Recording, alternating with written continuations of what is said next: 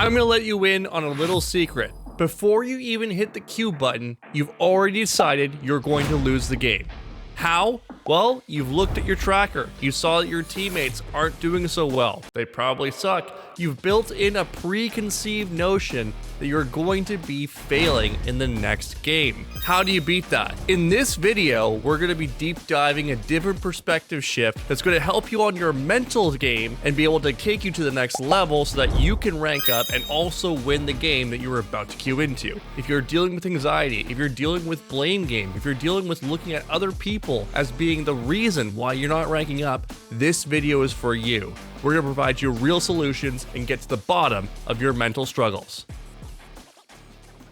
What do you think is keeping you from being consistently immortal? Well, something that I've noticed, definitely been mental sort of things. Not necessarily with confidence. I'd just be getting at stuff when it doesn't go my way. And generally, that shouldn't be the attitude towards things. I know it's bad. What should be the mental? And in a moment, I try to catch myself. It should just be, mistakes are going to happen no matter what. You can worry about them after, but you just got to move on and worry about the next round. Yeah, it's being in the moment. When you say going your way, does it mean like this guy shotguns you in the face? Or is it more of like when people are interrupting your thought process? It can be both. But generally it's about my decision making. Like I have confidence, but sometimes I feel like I notice it to be self-arrogance. Yeah, here's a way of being that perspective, because what that is it's also the ego saying, I know better. How many times today have you been wrong? Many times. I'm not perfect. No one Yeah, is. exactly. No one is. And that means that you can be wrong. So it is a healthy thing to strongly question our preferences for things, because if we're capable of being wrong, how do we know a play is going to work? We don't know. And sometimes the plays that other people will tell us to do are actually the better ones. This is our ego telling us that it's not the right case. You might know 100% that something should go a certain way based on your experience, but you do that and all of a sudden it doesn't work. And you're like, what the fuck? Why didn't that work? You may see from death cam 4 of your teammates do something completely stupid and you say there's no way this is going to work. Oh my God. And then somehow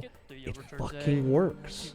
And you're like, how in the hell did that work? We have to make sure that we are not taking our preferences over what is trying to happen. Because sometimes you will do the craziest thing and it'll work. And sometimes you'll do the most strategic thing and it won't. There's no right or wrong in Valorant. What there is percentage. You might have the most percentage play, but it doesn't mean that the least percentage won't work. Now, when it comes to things not going well for you, all you gotta do is approach it with curiosity, because what you're dealing with is frustration. Frustration is your expectations not being met. 2 ways of addressing this: lower your expectations. The second one, approach every scenario with an open mind and curiosity. Curiosity counters frustration. Why? Is because you're trying to get clarification. This is the growth mindset versus the fixed mindset. Fixed mindset wants to keep you ascendant. The growth mindset is always looking for new, unique solutions to problems that you're having, both in life and in game. I'm hearing a lot of frustration. I can hear it from how you're breathing. There's a thing or a thought that is coming in your mind in those moments. Let's see if we can isolate what that thought is right away. Hip out. 60 on Waylay. 60 on Waylay. Like, oh my God. What's the thought there? I feel like most of these times too, it comes from like I need to learn how to do a mental reset again, because I guarantee you this wasn't my first ranked game, and I probably had that frustration from other games carry over to this game when it shouldn't. First of all, if you're carrying over frustration from other games, that's where you need to do a hard reset. Usually what I'll do is walk away, go for a walk, maybe I'll go work out, then I'll come back and then I'll warm up again, and then I'll go into my games after that. The most common problem I have with students in D ranking is that they get frustrated and they say, fuck it, I'm gonna fix it by queuing again. Yeah, that's gonna work, bro. Like, are you insane? You are gone mentally. 80% of your fine motor control is out the window. Don't waste your time.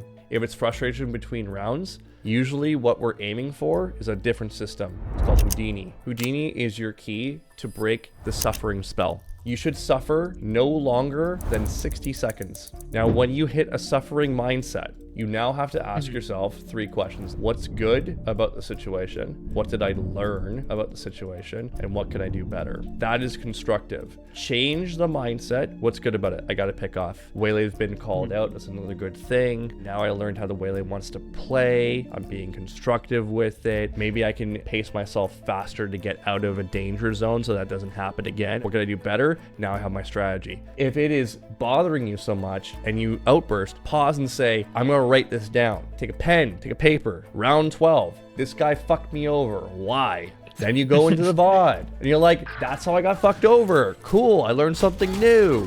Now it's constructive. Again, park it. Stay here now. Be here now. Be here now. Let's listen to the round number 2 when you died.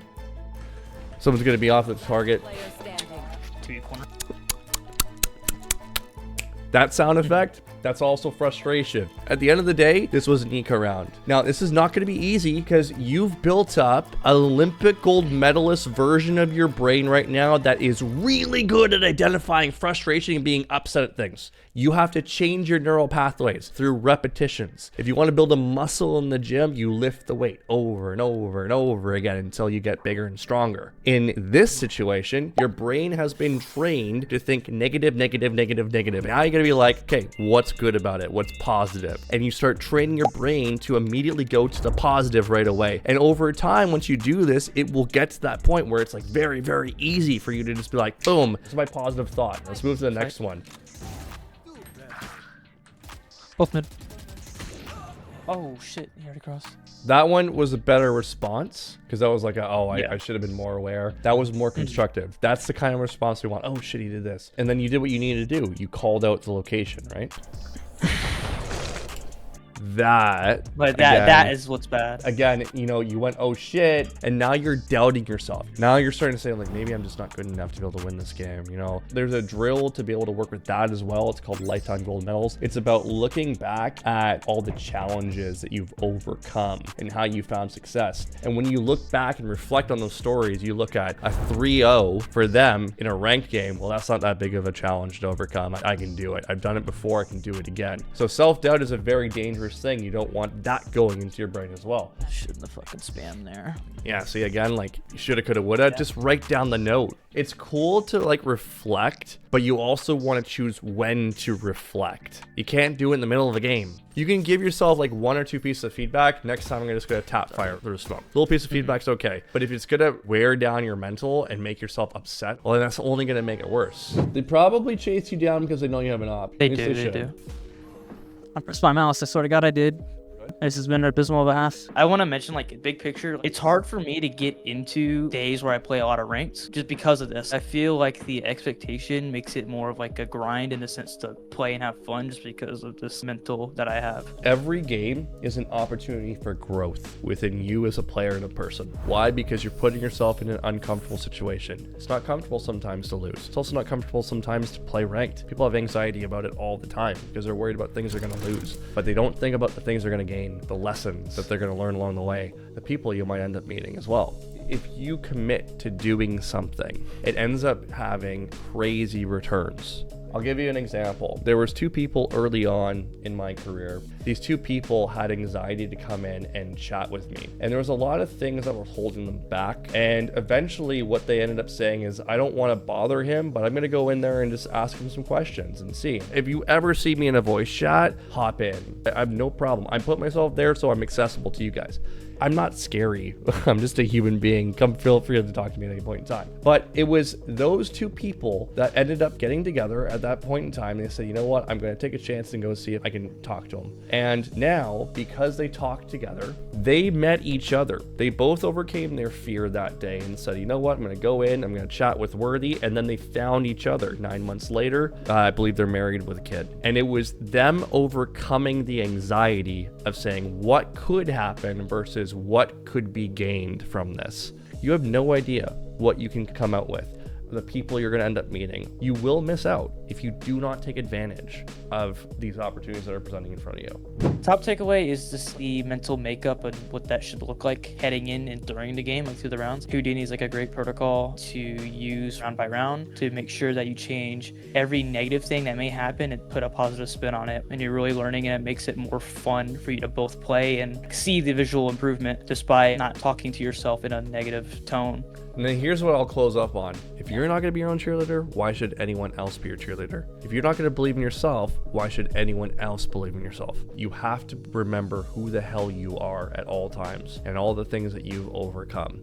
Never let these fleeting thoughts guide you away from the fact that you have way higher potential than just this one moment. This moment does not define you, but it can refine you.